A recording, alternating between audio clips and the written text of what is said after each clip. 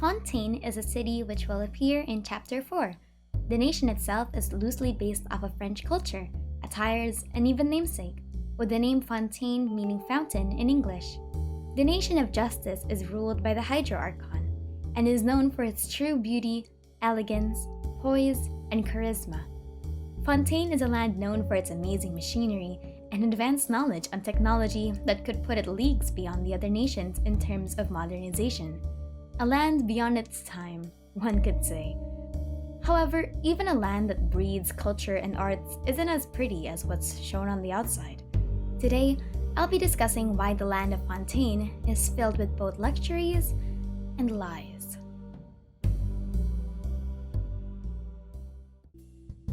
The preface of the Archon quest is as follows. The god of justice lives for the spectacle of the courtroom, seeking to judge all other gods. But even she knows not to make an enemy of the divine. The Latin appearing on the screen for a few moments translates to justice conquers all, giving emphasis to the lawful nature of Fontaine. In the Verunda Lazurite gemstone, the description hints that there is a duality the god of justice operates under. Her ideal of justice is that laws in the tribunal are absolute. This tribunal could mean a tribunal of Celestia itself, because she states that even they can judge her, an Archon. The god of justice's mindset is that the nation itself is free of sin, when considered by the laws of the land. And while yes, even she can be judged by the rules of the gods, because Fontaine hasn't done anything necessarily illegal to break the rules written by the divine, they are sinless and magnificent. This is why she and her nation bear a sense of pride.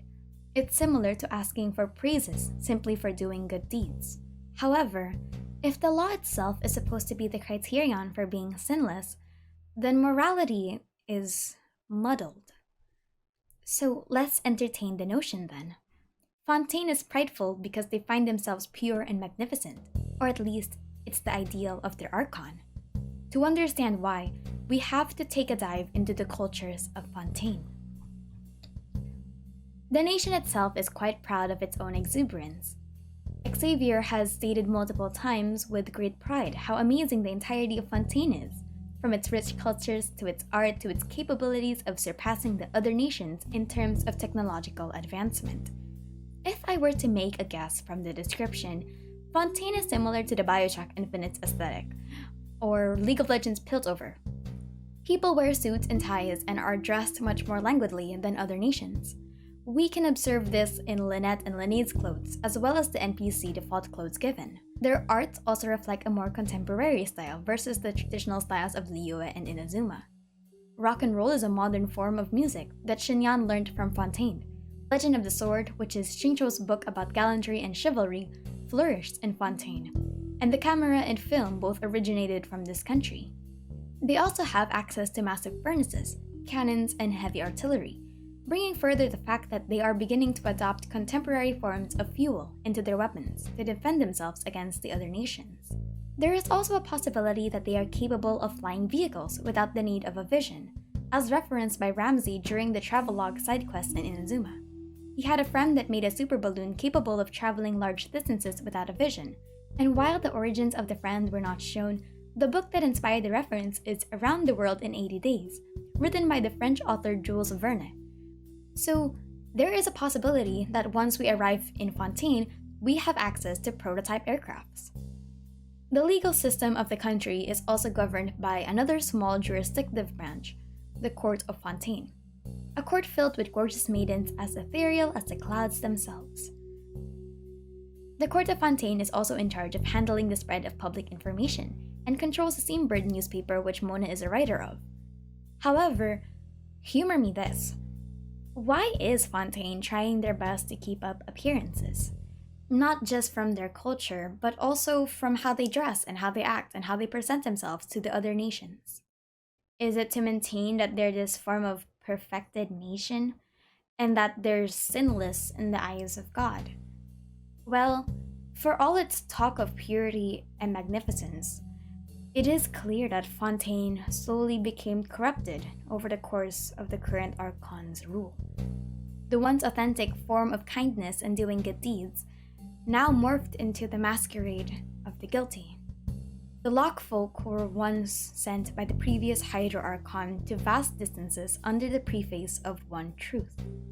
Connect the world, for there is no division. The destiny of the Oceanids is to just become the purest form of love. However, when the God of Justice took over, the Lockfolk left and refused to acknowledge the God of Justice's ideals. I believe this is because at some point, the Lockfolk realized that whatever intentions the God of Justice had were not truly done out of pure love, but rather is only doing it to maintain this air of perfection around Fontaine that she could use as leverage to wrongfully judge the other nations. It's similar to playing both predator and prey, an ironic duality.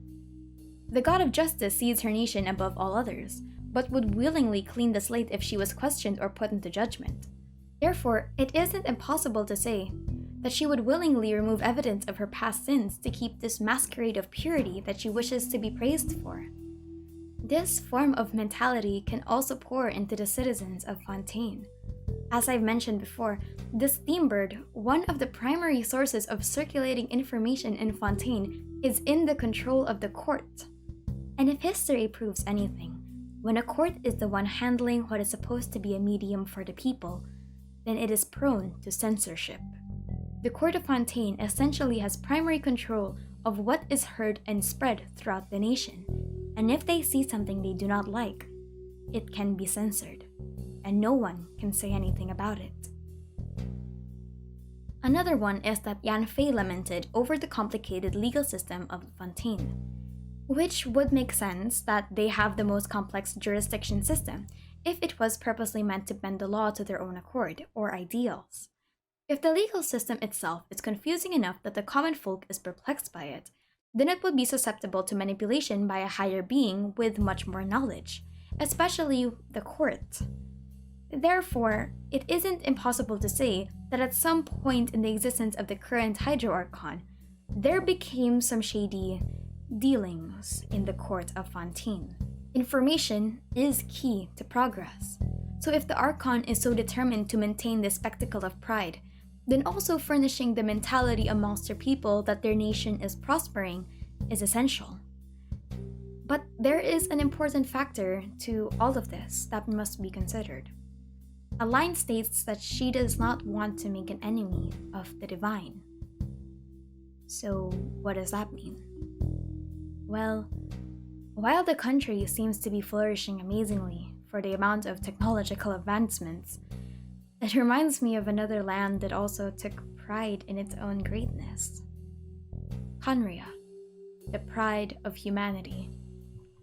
We know that Fontaine is a land of impeccable technological advancement, much more so than any other nation, and that the people of Fontaine take great pride in showing that status difference between themselves and the other nations. This doesn't feel all too different with the rise and fall 500 years ago. Conria, too, was a land of amazing technological feats. Firstly, they had to rely on artificial artillery to defend themselves, as seen with the field tillers. Fontaine has access to flying machinations and cannons, engines, and other forms of contemporary weaponry. Another is that Conria was able to find a new way of sapping energy and life force from nature, which is why ley lines in the art of chemia exists.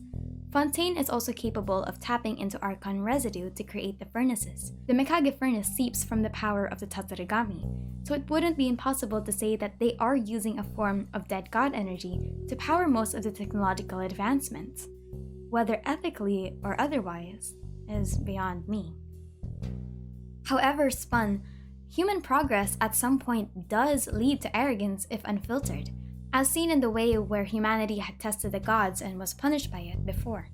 I believe that because of what happened in Conria in the past, the Hydro Archon is constantly trying to convince herself that her people are doing nothing wrong. The people of Fontaine are pure, unlike the people of the godless nation. The people of Fontaine may be progressing, yes, but as their god, she will make sure that they remain in the path of unmoved justice.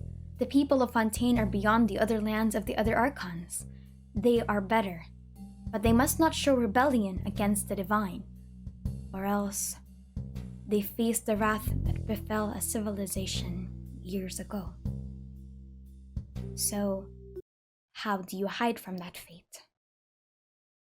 Well, you clean the slate.